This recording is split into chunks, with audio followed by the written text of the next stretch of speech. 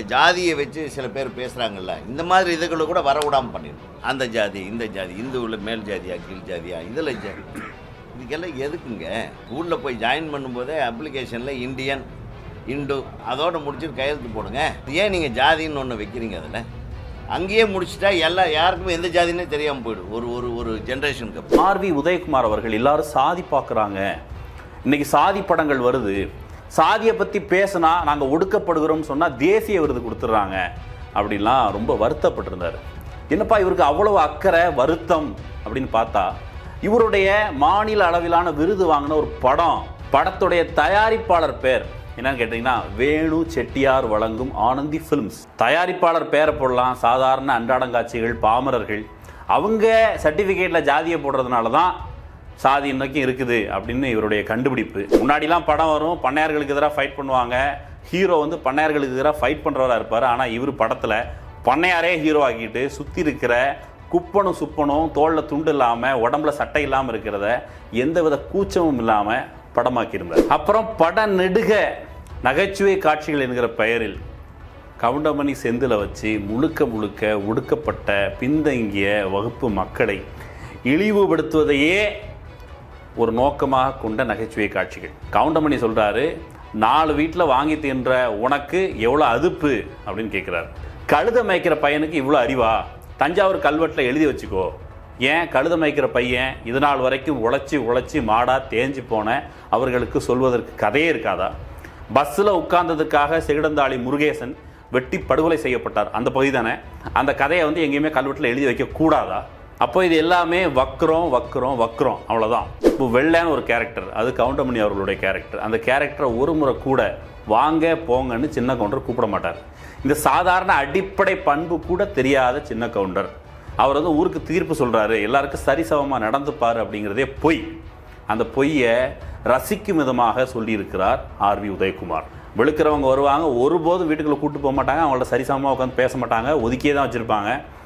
இந்த பண்பாடு நிலவுகிற ஒரு சமூகத்தை புனிதப்படுத்தி சின்ன கவுண்டருங்கிற பேரில் வக்கிரத்தை சாதியத்தை அப்படியே நியாயப்படுத்தி முலாம் பூசி கொடுத்திருக்கிறார் ஆர்வி உதயகுமார். தொழிலாளி வர்க்கத்தை குறித்து, ஏழைகள் குறித்து, பாட்டாளிகள் குறித்து எந்த புரிதலும் இல்லாத ஆர்வி உதயகுமார் இன்றைக்கு வந்து அங்கலாய்ப்பது, இன்றைக்கு புதிதாக சமூக நீதி பேசுவதற்கு களம் கண்டிருக்கிற இயக்குநர்கள் மேல் பொறாமைப்படுவது உங்களுடைய போதாமையை தான் காட்டுது.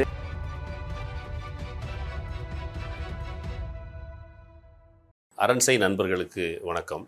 அரண்சை ஊடகம் சுயேட்சையாக இயங்குவதற்காகவே உருவாக்கப்பட்டது. நாம் செய்கிற வேலை உண்மையிலேயே மக்களுக்காக செய்கிறோம் என்பதை நீங்கள் நம்பினால், வாய்ப்பு இருந்தால் இந்த ரேசர் பே கியூஆர் கோடுக்குள்ளே நீங்கள் வந்து அதை ஸ்கேன் பண்ணி எங்களுக்கு உங்களால் இயன்றதை விருப்பம் இருந்தால் ஆதரவு தெரிவிக்கலாம். துண்டை இடுப்பில் கட்டினா கோயிலுக்கு போகிறேன்னு அர்த்தம், துண்டை தோளில் போட்டதா தீர்ப்பு சொல்ல போகிறேன்னு அர்த்தம், இந்த துண்டை அப்படி எடுத்து வச்சனா பட்டையை கிளப்பு போகிறேன்னு அர்த்தம்.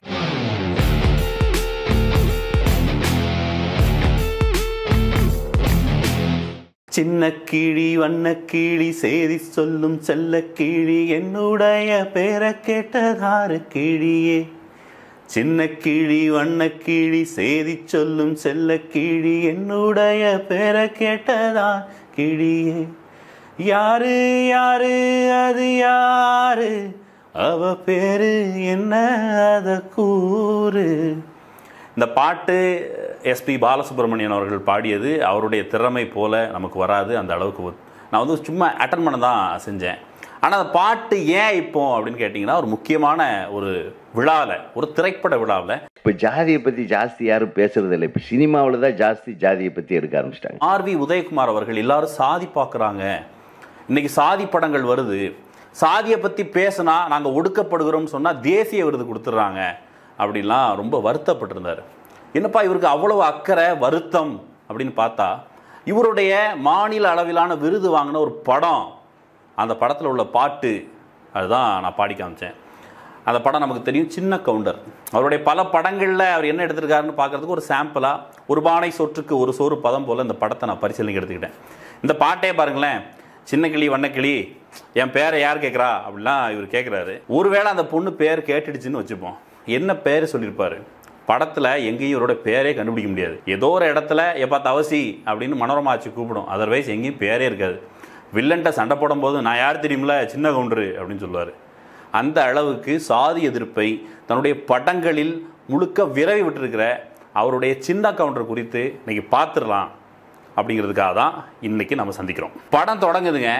படத்துடைய தயாரிப்பாளர் பேர் என்னன்னு கேட்டிங்கன்னா வேணு செட்டியார் வழங்கும் ஆனந்தி ஃபிலிம்ஸ். தயாரிப்பாளர் பேரை போடலாம், சாதாரண அன்றாடங்காட்சிகள், பாமரர்கள் அவங்க சர்டிஃபிகேட்டில் ஜாதியை போடுறதுனால தான் சாதி இன்னைக்கும் இருக்குது அப்படின்னு இவருடைய கண்டுபிடிப்பு. இன்றைக்கி இந்த மாதிரி பேசுகிற இயக்குநர்கள் இருப்பது அப்படிங்கிறது உண்மையிலேயே கவலைக்குரியது. சின்ன கவுண்டர் படத்தில் அந்த படத்துடைய லைன் என்ன அப்படின்னு கண்டுபிடிக்கிறதுக்கு படத்தை உட்காந்து மணிக்கணக்காக பார்க்க வேண்டியது இருந்துச்சுங்க. ஏன் மணிக்கணக்காக 2.5 மணி நேரம் அவ்வளோதானே இருக்கும் அப்படின்னு பார்த்தா இல்லைங்க, பார்க்குறதுக்கு ரொம்ப கஷ்டப்பட்டு தான் பார்க்க வேண்டியதாக இருந்துச்சு. படத்தில் என்னன்னு கேட்டால், படத்தில் வந்து அந்த கதாநாயகன் இருக்கிறாரு, ரொம்ப திறமையானவர், எந்த வேலையிலும் டெடிக்கேஷனோடு இருப்பார். பஞ்சாயத்தில் தீர்ப்பு சொல்கிறதாகட்டும், ரொம்ப நாள் தீர்ப்பு வழங்கப்படாத ஒரு பஞ்சாயத்து இருக்குன்னா அவர் அங்கே வந்து தீர்ப்பை சொல்லிடுவார்.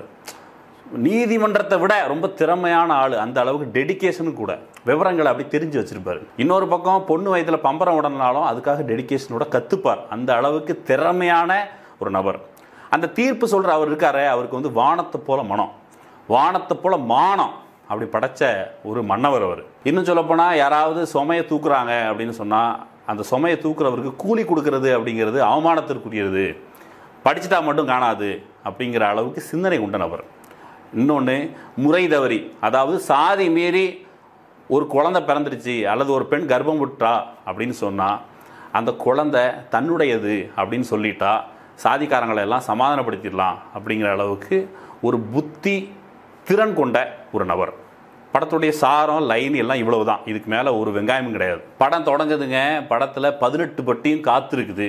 துண்டோட ஒருத்தர் இறங்கி வர்றார். அவர் அங்கே இறங்கி வர்றார், மக்கள்லாம் காத்திருக்கிறாங்க. உடனே ஒரு நீதிமன்றத்தில் நீதி பரிபாலனம் செய்கிற ஒரு நீதிபதி அந்த வழியாக கிராஸ் ஆகிறார். அவர் காத்திருந்து கேட்குறாரு, என்னப்பா இவ்வளோ கூட்டம் கூடியிருக்குது அப்படின்னா அன்றைக்கி சின்ன கவுண்டர் வந்து தீர்ப்பு சொல்ல போகிறாரு. என்ன தீர்ப்பு, விடு நம்மளும் பார்ப்போம். சார் உங்களை மாதிரிலாம் இல்லை, இழுத்து அடிக்க மாட்டார், உடனே தீர்ப்பு சொல்லிடுவார் அப்படின்னு உடனே பிரமாதமான ஒரு தீர்ப்பை சொல்லிடுறாரு. நிலத்தகராரை தீர்த்து வைக்கிறார். ஒரு பாட்டு வருது, கண்ணு பட போகுதையா சின்ன கவுண்டரே அப்படின்னு ஒரு பாட்டு. பாட்டுக்கு நடுவில் மனு நீதியிலே நல்ல சோழ அந்த ஊருக்குள்ள நீதானையா எங்களுக்கு தோழ, கண்ணு பட போகுதையா சின்ன கவுண்டரே அப்படின்னு பாட்டு போகுது. அதுக்கு நடுவில் குப்பனும் சுப்பனும் அண்ணன் தம்பி தான், எல்லோரும் ஒரு முறை தான், ஏழையும் சாலையும் சரிசமந்தான், ஐயாவோட மானம் அது கவரிமானின் நீளம், இப்படி பாட்டு போகுதுங்க. ஆனால் சுற்றி இருக்கிறவன் எல்லாம் துண்டோட நிற்கிறான், கோவணத்தோடு நிற்கிறான். அதை குறித்து எந்த கவலையும் இல்லை. கேட்டால் கண்ணுபட போகுது ஐயா அப்படின்னு ஒரு பாட்டு. பாட்டு முழுக்க யார் குறித்தும் கவலை இல்லை. நமக்கு தெரியும், சிவக்கொழுந்து அப்படிங்கிற ஒரு இசைக்கலைஞர் தோளில் துண்டு போடுறதுக்கு பிரச்சனை வந்தபோது திராவிட இயக்கம் உடன் நின்றது. அது மட்டும் இல்லாமல் நமக்கு தெரியும், நம்ம ஊரில் தோளில் துண்டு போடுறதுக்கு, மாரில் சீலை உடுத்துறதுக்கு நெடும் போராட்டம் நடந்திருக்குன்ட்டு. இதை குறித்தெல்லாம் பிரஞ்சே இல்லாமல் மீண்டும் முன்னாடிலாம் படம் வரும், பண்ணையார்களுக்கு எதிராக ஃபைட் பண்ணுவாங்க, ஹீரோ வந்து பண்ணையார்களுக்கு எதிராக ஃபைட் பண்ணுறவராக இருப்பார். ஆனால் இவர் படத்தில் பண்ணையாரே ஹீரோ ஆக்கிட்டு சுற்றி இருக்கிற குப்பனும் சுப்பனும் தோளில் துண்டு இல்லாமல் உடம்புல சட்டை இல்லாமல் இருக்கிறத எந்தவித கூச்சமும் இல்லாமல் படமாக்கியிருந்தார். தீர்ப்பை சொல்லி முடிச்சாச்சு. தீர்ப்பு சொல்லி முடித்த உடனே வீட்டுக்கு போயிட்டு அவங்க அம்மாவுக்கு பணிவிடெல்லாம் செஞ்சுட்டு தலைவன் செய்கிற மிக முக்கியமான வேலை என்ன தெரியுமா? அந்த ஊரில் சுட்டியாக ஒரு பொண்ணு விளாண்டுக்கிட்டு இருக்குது, பம்பரம் விளையாடுது, பசங்களோட விளையாடுது. பசங்க, ஆம்பளை பசங்க வந்து ஐயா சின்ன கவுண்டரே எங்களை காப்பாற்றுங்க அப்படின்னு கேட்ட உடனே அந்த போட்டியில் அந்த பொண்ணு வந்து என்ன சொல்லுது, இந்த பம்பர போட்டியில் நீங்கள் ஒரு வேளை தோத்துட்டிங்கன்னா உங்கள் தொப்புள்ள நான் பம்பரம் விடுவேன், அல்லது ஏன் தொப்புள்ள நீங்கள் பம்பரம் விட்டுக்கலாம் அப்படின்னு ஒரு சவால். இயக்குனர் வலிந்து அந்த இடத்துல ஒரு தொப்புளை காட்டணும் அப்படிங்கிறதுக்காக ஒரு காட்சி வச்சிருக்கிறார். சரி, கிராம வாசனையோட ஒரு தொப்புள் காட்சி போயிட்டு சின்ன கவுண்டர் ஊருக்கெல்லாம் தீர்ப்பு சொல்கிறார், அப்படிலாம் பண்ண மாட்டேன், ஒரு பெண்ணுடைய தொப்புளில் பம்பரம் விடுறது தப்பு அப்படின்னு சொல்லலை. தலைவர் டெடிக்கேஷனோட எதுலையும் அர்ப்பணிப்போடு இருக்கிறவர் இல்லையா, அவர் போயிட்டு ஓரத்தில் போயிட்டு பசங்கக்கிட்ட திட்டு வாங்கிட்டு பம்பரம் விட கற்றுட்டு வந்து அந்த பம்பர போட்டியில் ஜெயிச்சு சுகன்யா தொப்புள்ள பம்பரம் விடுறாரு. பார்த்துக்கோங்க, அவருடைய மானம் கவரிமானின் நீளம், வானத்தை போல மனம் படைச்ச மன்னவர். இப்படி சொல்லிட்டு இதை செய்யலாமா அப்படின்னு இயக்குனருக்கு தோணியிருக்கணும். தோணிச்சா இல்லைன்னு நமக்கு தெரியல. அதுக்கு அடுத்த காட்சியில் ஊருக்குள்ளே ஒருத்தர் வர்றாரு. இவருடைய விவசாய நிலத்தில் கூலியாளாக வேலை பார்த்த ஒருவருடைய மகன். அவர் வந்து கொஞ்சம் படித்து கிடிச்சிட்டு பேண்ட் ஷர்ட்லாம் போட்டு வர்றாரு, பொட்டி எடுத்துகிட்டு வர்றாரு. பொட்டியை வந்து கூலிக்கு நீ தூக்கிட்டு வர்றையான்னு சின்ன கவுண்டர்கிட்ட கேட்டவுடனே சின்ன கவுண்டர் தாராள மனசு பண்ணி அந்த பொட்டியை தூக்கிட்டு பின்னாடியே நடந்து வர்றாராம். இவருக்கு பின்னால் வடிவேலு அவர் வந்து கொடையை தூக்கிட்டே நடந்து வருவார். கொடை விஜயகாந்தோடது நினைவு வச்சுக்கோங்க. அப்படியே பின்னாடி நடந்தே வருவான். வீட்டுக்கு வந்த உடனே பெட்டியை தூக்குனதுக்கு அந்த படித்த அந்த இளைஞன் காசு கொடுப்பான் 10 ரூபா. முதல்ல இது வாங்கின உடனே அது வாங்குறத அந்த பையனோட அம்மா பார்த்துருவோம். ஐயோ என்னடா பண்ணிட்ட, பெரிய கவுண்டர் உன்னை வெளியே அனுப்பி படிக்க வச்சாரு, அவர் போனதுக்கப்புறம் அவர் மகன் சின்ன கவுண்டர் தான் அவனை படிக்க வச்சான் அப்படின்னு உடனே அந்த 10 ரூபா வாங்கி பாக்கெட்டில் வச்சுட்டு சின்ன கவுண்டர் பஞ்ச் டைலாக் பேசுவார். என்ன பஞ்ச் டைலாக் தெரியுமா? தம்பி படித்தா மட்டும் காணாது, உன் சுமையை நீ தூக்காமல் அடுத்தவனை தூக்க வைக்கிற, படிச்சுட்டா எல்லாம் தெரிஞ்சிடாது அப்படின்னு சொல்கிறாரு. அப்படி நீங்கள் கட் பண்ணி க்ளோஸில் வடிவேலை காமிச்சா தெரியும். வடிவேல் இப்படி பார்த்துக்கிட்டே இருப்பார் குருகுருன்ட்டு. மனசுக்குள்ளே என்ன தோணி இருக்கும்?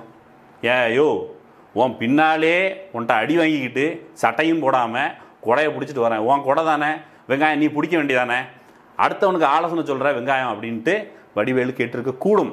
மனசில் கேட்டிருப்பார். அந்த கேரக்டர் அதானே செஞ்சுருக்கோம். ஆனால் அதை இயக்குனர் காமிக்கலை. இதில் அது மட்டும் இல்லை, அவங்க ஒரு சிந்தனையை விதைக்கிறாங்க.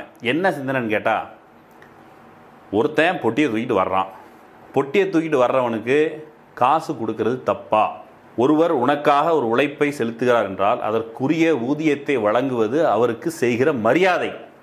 ஆனால் அந்த படத்தில் காசு கொடுக்கறதே ஒரு மரியாதை குறைவு, செஞ்ச உழைப்புக்கு கூலி கொடுக்கறது மரியாதை குறைவுன்னு அது ஒரு ஆலோசனையாக வேற இவர் சொல்றாரு. சிந்தனை எவ்வளோ பிற்போக்குத்தனமாக இருந்திருக்குன்னு பாருங்க. இதில் நம்ம நாயகன் வந்து அந்த படித்த இளைஞன்கிட்ட, தம்பி எங்கள் அப்பா வந்து என்ன படிக்க வைக்கல, உன்னை படிக்க வச்சிருக்காரு அதான் அப்படின்னு சொல்லி ஒரு கெத்து காமிப்பார்.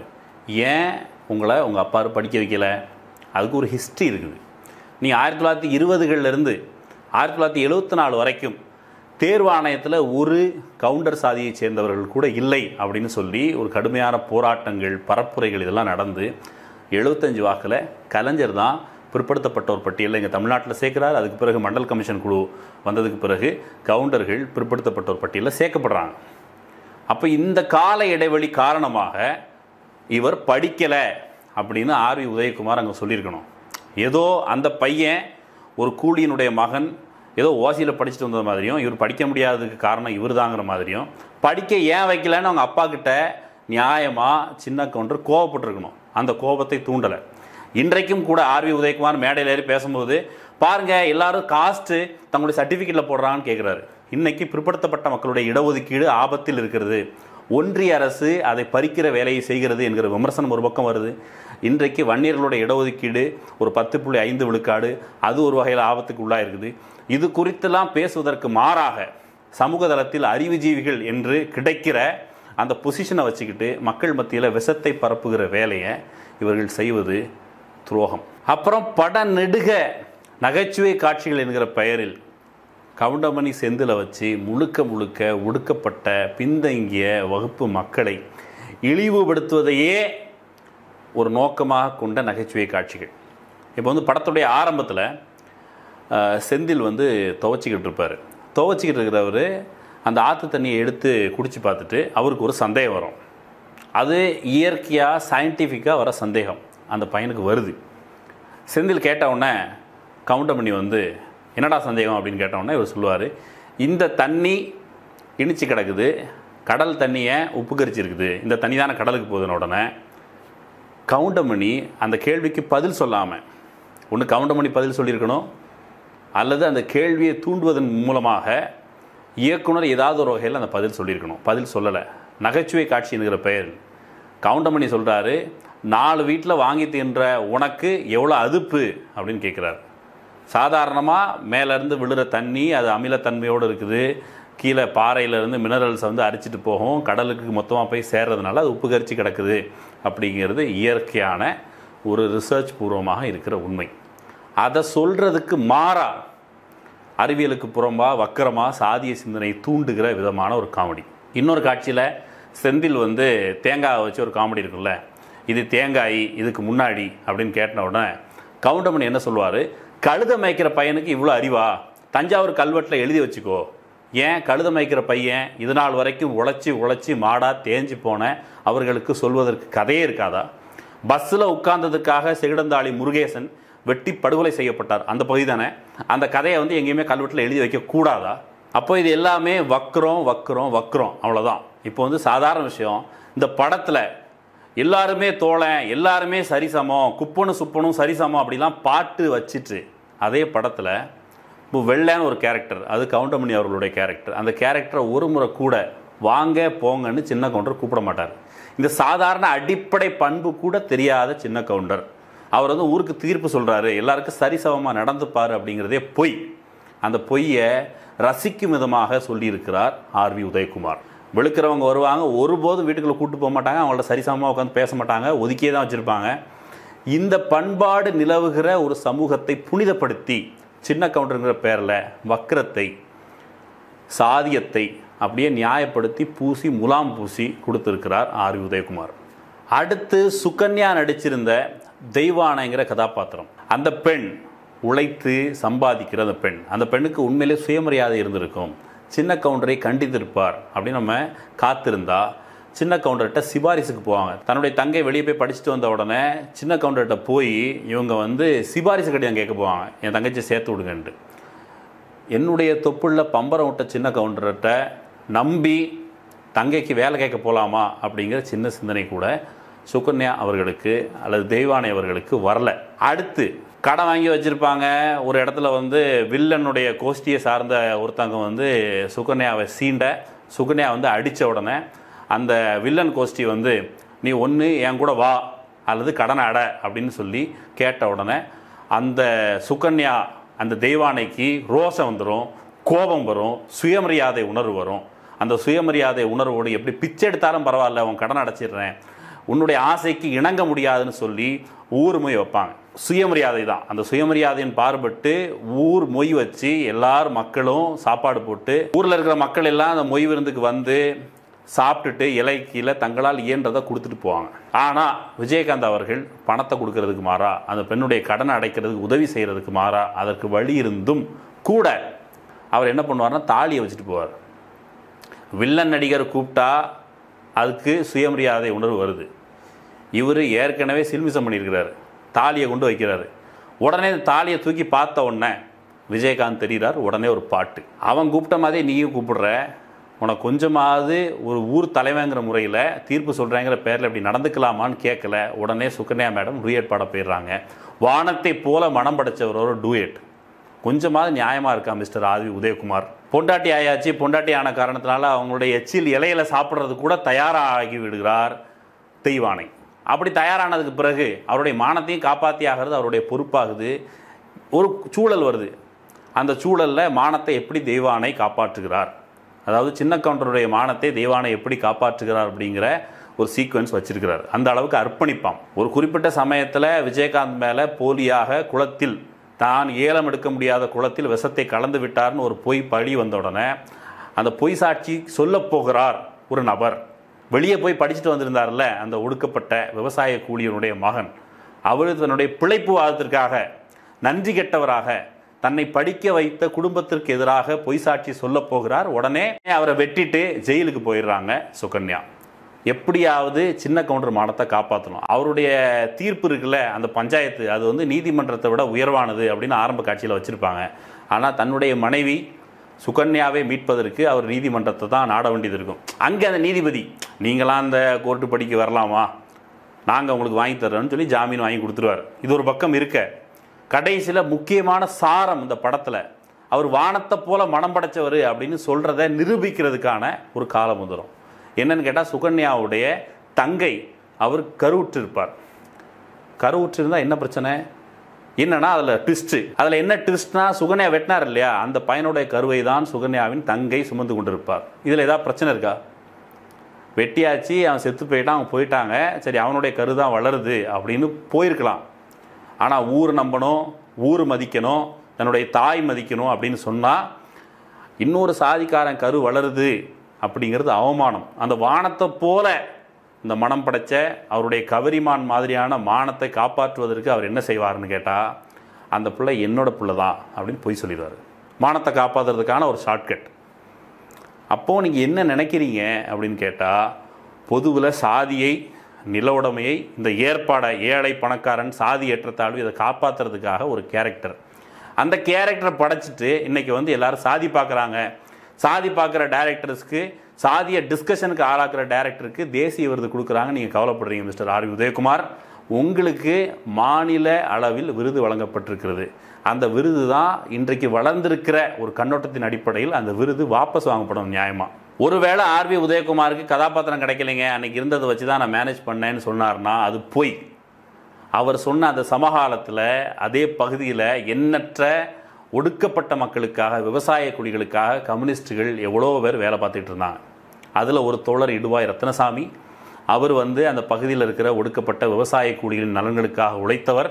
அந்த உழைத்த அதே காரணத்திற்காக அந்த பகுதியில் இருந்த ஆதிக்க சக்திகள் அவரை வெட்டி படுகொலை செய்துவிட்டு அவருடைய கழுத்தில் தோரணம் மாதிரி கெட்டி இவர் சக்கிரியனுக்கு ஆதரவாக இருந்தார். இவர் ஆக்கிரமிப்பை தடுத்தார், தொடர்ந்து ஜெயிச்சார். அது மட்டும் இல்லாமல் அவர் கொலை செய்யப்படுவதற்கான முயற்சியில் ஒத்துழைக்கவில்லை, சாகவில்லை அப்படிலாம் எழுதி வச்சுட்டு போயிட்டாங்க. ஆனால் உயிரை துச்சமென மதித்து களத்தில் பணிபுரிந்த அந்த தோழர் தான் ஹீரோ.